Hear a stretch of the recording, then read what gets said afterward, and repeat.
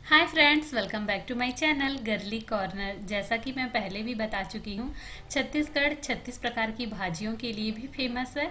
तो आज हम एक और भाजी की रेसिपी लेके आ गए हैं, जो कि है खट्टा भाजी। छत्तीसगढ़ में इसे अमारी भाजी भी कहते हैं और पटवा भाजी भी कहते हैं।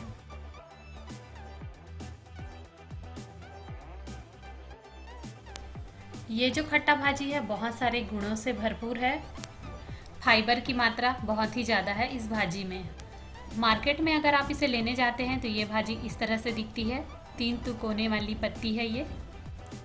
इस खट्टी भाजी को 2 विधि से बनाया जाता है।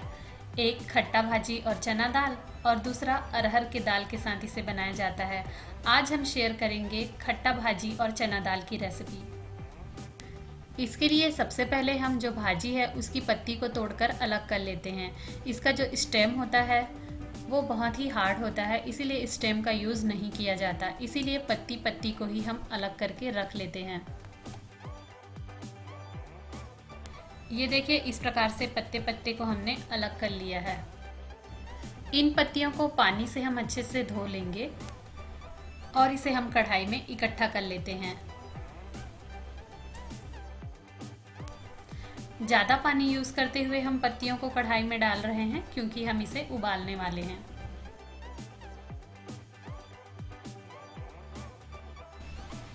गैस ऑन हो चुकी है। अब हम उस कढ़ाई को गैस पर चढ़ा देंगे। अब कढ़ाई का ढक्कन लगाकर थोड़ी देर वेट करते हैं। अब हम देखते हैं कि पानी उबल चुका है और इसकी जो पत्तियां हैं वो भी पकने लगी है। अब हम इस पानी में इस पत्ती को अच्छे से पका लेंगे, क्योंकि बाद में ज़्यादा पकाना नहीं होता है। बाद में हम सिर्फ फ़ौरन से इसे छौंक लगा देंगे।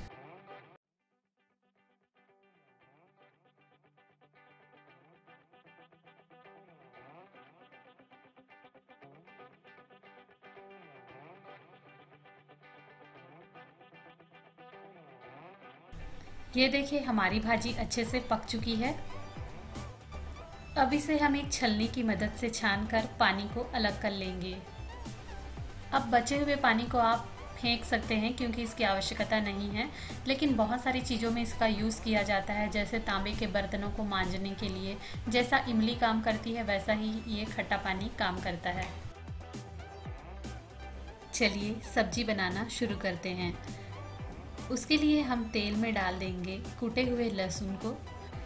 उसके बाद हम थोड़ा सा लाल मिर्च डाल देंगे। ऑयल बहुत ही अच्छे से गर्म होना चाहिए, तो इसका बघार बहुत ही खिल के आता है। जब भी छत्तीसगढ़ के घरों में बघार लगाया जाता था, लोग खांसने पे मजबूर हो जाते थे। लेकिन अब घर में चिमनियाँ लग चुकी है, तो ऐसा बहुत कम देखने को मिलता है। अब हमने इसमें डाल दिया है एक मीडियम साइज प्याज। ये देखिए, प्याज फ्राई हो चुके हैं, ब्राउन कलर में आ चुके हैं। तो अब हम ये भाजी डाल देंगे जो हम छान कर रखे थे। भाजी को डालते समय हम ढक्कन से इस तरह से ढक ढक कर डालेंगे, ताकि इसका जो बघार है वो बाहर की तरफ उड़ ना जाए। भाजी को बनाने से पहले चना दाल भिगा के रखना होता है, तो इस टाइम पे चना दाल अच्छे से भीग जाता है। लेकिन अगर आप हमारे जैसे वो भिगाना भूल गए हैं, तो आप उसे गर्म पानी से उबाल कर भी डाल सकते हैं। अरे, एक काम हम और कर सकते थे कि भाजी को चना दाल के साथ ही उबाल देते, तो चना दाल ऐसे ही उबल कर छन जाता। अब हम इसमें डाल देंगे नमक। याद रखें, टमाटर नहीं डालना है, क्योंकि ये ऑलरेडी खट्टी भाजी है। नमक नॉर्मल सब्जी में जितना डालते हैं उससे थोड़ा सा एक्स्ट्रा डालना होगा, क्योंकि इसके खट्टेपन को वो दबा देगा। अब भाजी को थोड़ा सा कुक होने देते हैं, ताकि इसका जो पानी है वो सूख जाए और नमक और प्याज अच्छे से मिक्स हो जाए।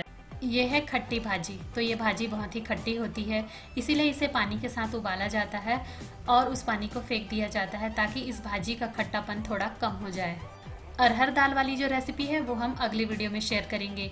उसमें खट्टे पानी को फेंका नहीं जाता, बल्कि अरहर दाल के साथ बनाया जाता है। तो लीजिए, मज़ेदार चटाकेदार ये भाजी बनकर तैयार है। मैं वेट नहीं कर सकती, मैं इसे चावल और अरहर दाल के साथ खाने वाली हूँ। बहुत ही टेस्टी होती है। आप एक बार ये रेसिपी ज़रूर ट्राई कीजिए। आई होप आपको ये बहुत ही पसंद आएगी। तो आप हमारा वीडियो देखते रहिए। इसी तरह और भी यमी यमी रेसिपीज़ के लिए आप हमारे चैनल गर्ली कॉर्नर को लाइक कर सकते हैं और हमारे वीडियो को शेयर कीजिए, सब्सक्राइब कीजिए चैनल को। मिलते हैं अगले वीडियो में, तब तक के लिए बाय बाय, सी यू।